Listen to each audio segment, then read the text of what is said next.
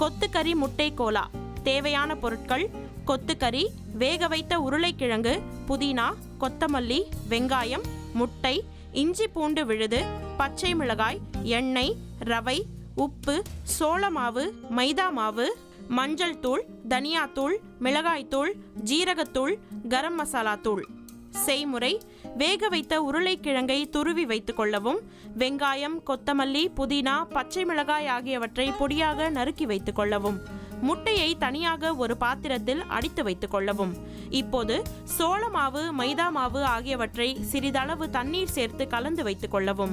வாணலியில் எண்ணெய் ஊற்றி காய்ந்ததும் பச்சை மிளகாய், வெங்காயம், இஞ்சி பூண்டு விழுது, அடித்து வைத்த முட்டை ஆகியவற்றை சேர்த்து மிதமான தீயில் நன்றாக கலக்கவும்.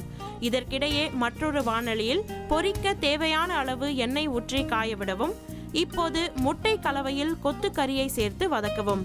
சிறிது நேரத்தில் துருவி மசித்த உருளைக்கிழங்கு, மஞ்சள் தூள், மிளகாய் தூள், ஜீரகத்தூள், தனியாத்தூள், கரம் மசாலா தூள், புதினா, கொத்தமல்லி, உப்பு ஆகியவற்றை சேர்த்து கலக்கவும். இப்போது செய்து வைத்துள்ள கலவையை சிறு உருண்டைகளாக பிடித்து வைத்துக் கொள்ளவும். இப்போது செய்து வைத்த உருண்டைகளை கரைத்து வைத்துள்ள மாவு மற்றும் ரவையில் தோய்த்தெடுத்து எண்ணெயில் ஒவ்வொன்றாக பொரித்தெடுக்கவும். அதே எண்ணெயில் கறிவேப்பிலையை தனியாக பொரித்தெடுத்து செய்து வைத்துள்ள கொத்துக்கறி முட்டை கோலாவுடன் சேர்க்கவும். இப்போது சுவையான கொத்துக்கறி முட்டை கோலா தயார்.